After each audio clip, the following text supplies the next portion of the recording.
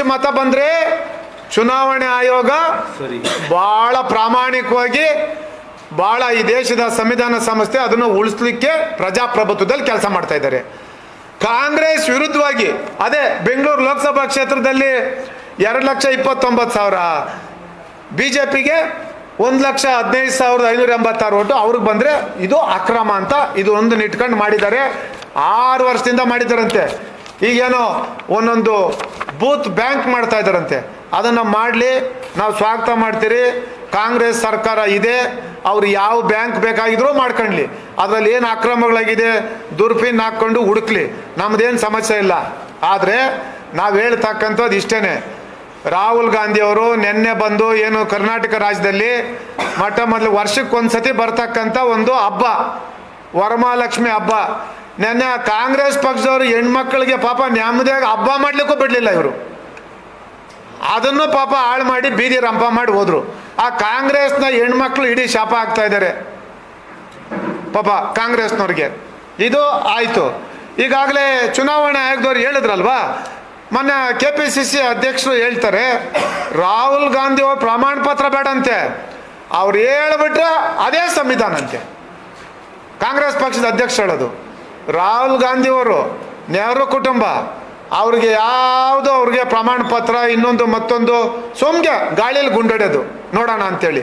ಕಾಂಗ್ರೆಸ್ ಪಕ್ಷದವ್ರ ಹಣೆ ಬರ ಏನಪ್ಪ ಅಂತಂದರೆ 100 ಬಾರಿ ಸುಳ್ಳು ಹೇಳ್ತಾರೆ, ಸುಳ್ಳನ್ನು 100 ಬಾರಿ ಹೇಳ್ತಾರೆ, ಅದೇ ಸತ್ಯ ಅಂತ ಬಿಂಬಿಸ್ತಾರೆ.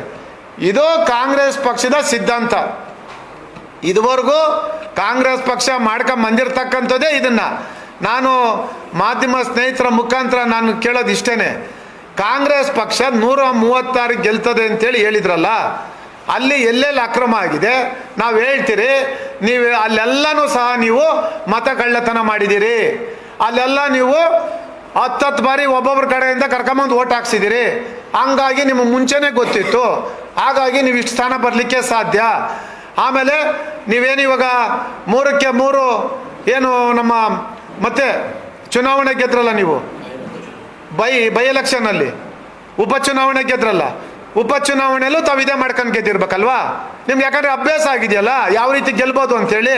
ನೀವು ಫಸ್ಟೇ ಹೇಳಿದ್ರಿ, ಮಾನ್ಯ ಮುಖ್ಯಮಂತ್ರಿಗಳು ಫಸ್ಟೇ ಹೇಳಿದರು, ಅಲ್ಲಿ ನಾವೇ ಗೆಲ್ತೀವಿ, ಇಲ್ಲಿ ನಾವೇ ಗೆಲ್ತೀವಿ, ಚನ್ನಪಟ್ಟಣದಲ್ಲೂ ನಾವೇ ಗೆಲ್ತೀರಿ ಅಂತೇಳಿ. ಹಾಗಾದರೆ ಇದನ್ನು ನೀವು ವಂಶ ಪರಂಪರೆಯಾಗಿ ಕಾರ್ಯಗತ ಮಾಡ್ಕೊಂಬಂದಿದ್ದೀರಾ ಅಕ್ರಮ ಚುನಾವಣೆಗಳು ನಡೆಸೋದು. ಹಾಗಾಗಿ ನೀವು ಇಷ್ಟೊಂದು ರಾಜಾರೋಷವಾಗಿ ಜನರ ಮಧ್ಯೆ ಚುನಾವಣೆ ಫಲಿತಾಂಶ ಬರೋದಕ್ಕಿಂತ ಮುಂಚೆನೇ ನೀವೇ ಘೋಷಣೆ ಮಾಡ್ತೀರಲ್ಲ, ಇದಕ್ಕೇನಂತ ಕರಿಬೇಕು? ಇದಕ್ಕೆ ಯಾರು ಹೊಣೆ? ಸರಿ, ಇದೆಲ್ಲ ಆಗಲಿ. ಚುನಾವಣೆ ಆಯೋಗದವರು ಪ್ರಮಾಣ ಪತ್ರ ಸಲ್ಲಿಸಿಲ್ಲ ಅಂತೇಳಿ ಮೊನ್ನೆ KPCC ಅಧ್ಯಕ್ಷರಿಗೆ ಪತ್ರ ಬರೆದಿದ್ದಾರೆ. ಇದಕ್ಕಿನ್ನ ಉತ್ತರನೇ ಇಲ್ಲ. ಅದೇ ಉತ್ತರ ಹೇಳಿದ್ದಾರೆ, ಅವರು ಮಾತೇ ವೇದವಾಕ್ಯ, ಅವ್ರಿಗೆ ಯಾವ ಪ್ರಮಾಣ ಪತ್ರ ಬೇಡ ಅಂತ ಇವ್ರು ಹೇಳ್ಬಿಟ್ಟಿದ್ದಾರೆ.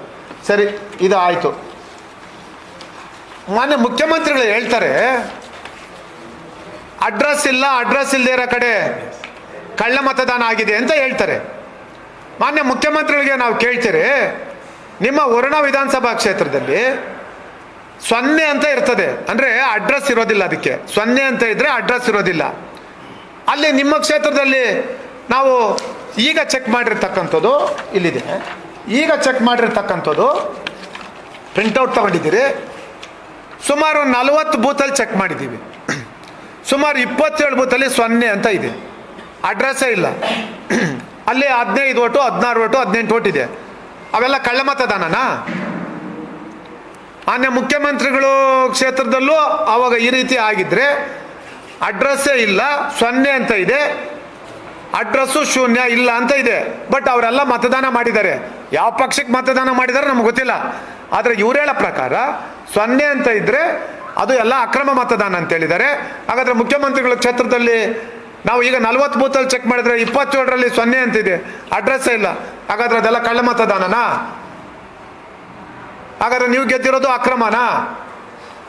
ಇನ್ನೊಂದು ವಿಚಾರ ಏನಪ್ಪ ಅಂತಂದರೆ, ಹಿಂದೆ ನಮ್ಮ ಪಕ್ಷದಲ್ಲಿ ಒಬ್ರು ಇದ್ರು, ಕೇಂದ್ರದಲ್ಲಿ ಮಂತ್ರಿನೂ ಆಗಿದ್ರು, ದೇವೇಗೌಡರು ಸಾಹೇಬ್ರ ಆಶೀರ್ವಾದದಿಂದ. ಆದರೆ ಅವ್ರು ಹೇಳೋದು ಆಗಲ್ಲ, ನಾವೇ ಈ ಪಕ್ಷನ ಉದ್ಧಾರ ಮಾಡಿದ್ದು ಅಂತ ಹೇಳ್ತಾರೆ. CM ಇಬ್ರಾಹಿಂ ಅವರೊಂದು ಹೇಳಿಕೆ ಕೊಟ್ಟಿದ್ದಾರೆ, ನಾನು ವರುಣಾದಲ್ಲಿ ಬಾದಾಮಿಯಲ್ಲಿ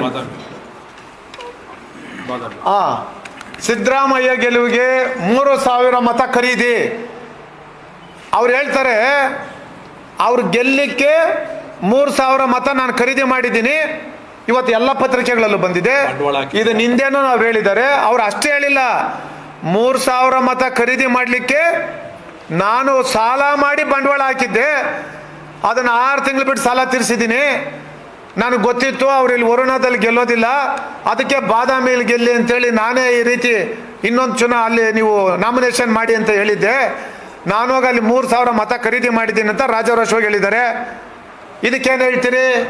ಕಾಂಗ್ರೆಸ್ ಪಕ್ಷದ ನಾಯಕರು ಇದಕ್ಕೇನು ಹೇಳ್ತೀರಿ? ತಾವು ರಾಜೀನಾಮೆ ಕೊಡ್ತೀರಾ? ಇದು ಸಾಧ್ಯನಾ? ನೋಡಿ, ನಾನು ಹೇಳ್ತಕ್ಕಂಥದ್ದು ಇಷ್ಟೇನೆ. ಮಾನ್ಯ ಮುಖ್ಯಮಂತ್ರಿಗಳ ಆದಿಯಾಗಿ ಕಾಂಗ್ರೆಸ್ ಪಕ್ಷದ ನಾಯಕರು ಈ ದೇಶದಲ್ಲಿ ಅತಿ ಹೆಚ್ಚು ಆಡಳಿತ ಮಾಡಿರ್ತಕ್ಕಂಥವ್ರು ನೀವು. ಈ ದೇಶದಲ್ಲಿ ಅತಿ ಹೆಚ್ಚು ಅಕ್ರಮಗಳು ಮಾಡಿರ್ತಕ್ಕಂಥದ್ದು ನೀವು. ಈ ರಾಜ್ಯದಲ್ಲಿ ಅಧಿಕಾರಕ್ಕೆ ಬಂದಂಥ ತಾವು ಏನೋ 5 ಗ್ಯಾರಂಟಿ ಸ್ಕೀಮ್ಗಳನ್ನ ಏನು ನೀವು ಘೋಷಣೆ ಮಾಡಿ ನೀವೇನಿವತ್ತು ಅಧಿಕಾರಕ್ಕೆ ಬಂದಿದ್ದೀರಿ. ಅಧಿಕಾರಕ್ಕೆ ಬಂದು ಈಗಾಗಲೇ 2 ವರ್ಷ ಪೂರೈಸಿ 2.5 ವರ್ಷಕ್ಕೆ ಹೋಗ್ತಾ ಇದ್ದೀರಿ. ಇವತ್ತವರೆಗೂ ಬೆಂಗಳೂರು ನಗರದಲ್ಲಿ ಒಂದೇ ಒಂದು ಕಣ್ಣಿಗೆ ಕಾಣಿಸ್ತಕ್ಕಂಗೆ ಒಂದು ಅಭಿವೃದ್ಧಿ ಕೆಲಸ ಮಾಡಲಿಲ್ಲ. ಇಡೀ ರಾಜ್ಯದಲ್ಲಿ ಒಂದು ಡಾಂಬರೀಕರಣ ಮಾಡ್ತಕ್ಕಂಥ ಕೆಲಸ ನಿಮ್ಮ ಕೈಲಿ ಆಗಲಿಲ್ಲ. ಇವತ್ತು ಬೆಂಗಳೂರು ನಗರದಲ್ಲಿ ಯಾವುದಾದ್ರೂ ಒಂದು ತೋರಿಸಿ ನೀವು. ವಿಧಾನಸೌಧಕ್ಕೆ ಹೋಗೋ ರಸ್ತೆ, ಮಾನ್ಯ ಮುಖ್ಯಮಂತ್ರಿಗಳು ಮನೆಗೆ ಹೋಗೋಂಥ ರಸ್ತೆ ಸರಿ ಇಲ್ಲ. ಇವತ್ತು ಅಂಥ ಪರಿಸ್ಥಿತಿಯಲ್ಲಿ ಇದೆ. ಇವತ್ತು ರಾಜ್ಯ ಸರ್ಕಾರ ದಿವಾಳಿ ಆಗೋಗಿದೆ. ಇವತ್ತು ರಾಜ್ಯ ಸರ್ಕಾರದ ಹಣಕಾಸಿನ ಪರಿಸ್ಥಿತಿ ನಮ್ಮ ಬಾಯಿಂದ, ವಿರೋಧ ಪಕ್ಷದ ನಾಯಕರ ಬಾಯಿಂದ ಕೇಳೋದು ಬೇಡ. ಕಾಂಗ್ರೆಸ್ನ ಮಾಜಿ ಮಂತ್ರಿಗಳು, ಕಾಂಗ್ರೆಸ್ನ ಹಾಲಿ ಶಾಸಕರು ಅವರೇ ಹೇಳ್ತಾ ಇದ್ದಾರೆ, ಬೀದಿಯಲ್ಲಿ ಹೇಳ್ತಾ ಇದ್ದಾರೆ, ನಾವು ಈ ಗ್ಯಾರಂಟಿ ಸ್ಕೀಮ್ಗಳು ಕೊಟ್ಟು ನಾವು ರಾಜ್ಯದ ಹಣಕಾಸಿನ ಪರಿಸ್ಥಿತಿ ಸರ್ವನಾಶ ಆಗಿದೆ, ನಮಗೆ ಅಭಿವೃದ್ಧಿಗೆ 1 ರೂಪಾಯಿ ಹಣ ಕೊಡ್ತಾ ಇಲ್ಲ, ಗ್ಯಾರಂಟಿ ಸ್ಕೀಮ್ಗಳನ್ನ ನೀವು ಕ್ಲೋಸ್ ಮಾಡಿ ಅಂತೇಳಿ ಹೇಳ್ತಾ ಇದ್ದಾರೆ. ನಾನು ಕೊನೆಯದಾಗಿ ಹೇಳ್ತೀನಿ, ರಾಹುಲ್ ಗಾಂಧಿ ಅವರು 5 ಪ್ರಶ್ನೆ ಇಟ್ಬಿಟ್ಟಿದ್ದಾರೆ.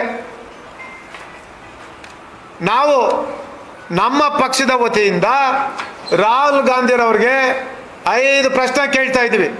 ಅದಕ್ಕೆ ರಾಹುಲ್ ಗಾಂಧಿಯವರಾದರೂ ಉತ್ತರ ಕೊಡಲಿ, ಅಥವಾ ಇಲ್ಲಿ 136 ಗೆದ್ದಿದ್ದೀವಿ ಅಂತ ಫಸ್ಟ್ ಹೇಳಿದ್ರಲ್ಲ ಅವರಾದರೂ ಉತ್ತರ ಕೊಡಲಿ, ಅಥವಾ ಅವ್ರು ಕೊಡೋದಿಲ್ಲ. ರಾಹುಲ್ ಗಾಂಧಿಯವರು ಗೊತ್ತಿದೆ, ಅವರು ಬರೀ ಗಾಳಿಯಲ್ಲಿ ಗುಂಡೊಡೆದು ಹೋಗೋದು. ಹಿರಿಯರು ಮಲ್ಲಿಕಾರ್ಜುನ್ ಖರ್ಗೆ ಸಾಹೇಬರು ಮನೆ ಭಾಳ ಅವ್ರ ನೋವನ್ನು ತೋಡ್ಕೊಂಡಿದ್ದಾರೆ. ನಾನು ಯಾವತ್ತೋ ಈ ರಾಜ್ಯದಲ್ಲಿ ಮುಖ್ಯಮಂತ್ರಿ ಆಗಬೇಕಾಗಿತ್ತು, ನನಗೆ ಅನ್ಯಾಯ ಆಯಿತು ಅಂತ ಹೇಳಿದ್ದಾರೆ. ಕಾಂಗ್ರೆಸ್ ಪಕ್ಷದಲ್ಲಿ ತೀರ್ಮಾನ ಮಾಡ್ತಕ್ಕಂಥದ್ದು ಕಾಂಗ್ರೆಸ್ ಹೈಕಮಾಂಡ್ ಅಲ್ವಾ? ಕಾಂಗ್ರೆಸ್ ಹೈಕಮಾಂಡು ಈ ದೇಶದ ದಲಿತರ ಬಗ್ಗೆ, ಹಿಂದುಳಿದವ್ರದವ್ರ ಬಗ್ಗೆ, ಪರಿಶಿಷ್ಟ ಜಾತಿ ಪರಿಶಿಷ್ಟ ಪಂಗಡದವ್ರ ಬಗ್ಗೆ ಅಲ್ವಾ ಇವರು ಭಾಳ ಹೆಚ್ಚು ಕಾಳಜಿ ಇದೆಯಲ್ವಾ? ಇವರು ಯಾವತ್ತೂ ಸಹ ಈ ರಾಜ್ಯದ ದಲಿತರಾಗಲಿ, ದಲಿತರು ಅನ್ನಂಗಿಲ್ಲ, ನೀವಾಗ ಪರಿಶಿಷ್ಟ ಜಾತಿ ಪರಿಶಿಷ್ಟ ಪಂಗಡ ಅಂತ ಹೇಳ್ಬೇಕಾಗ್ತದೆ.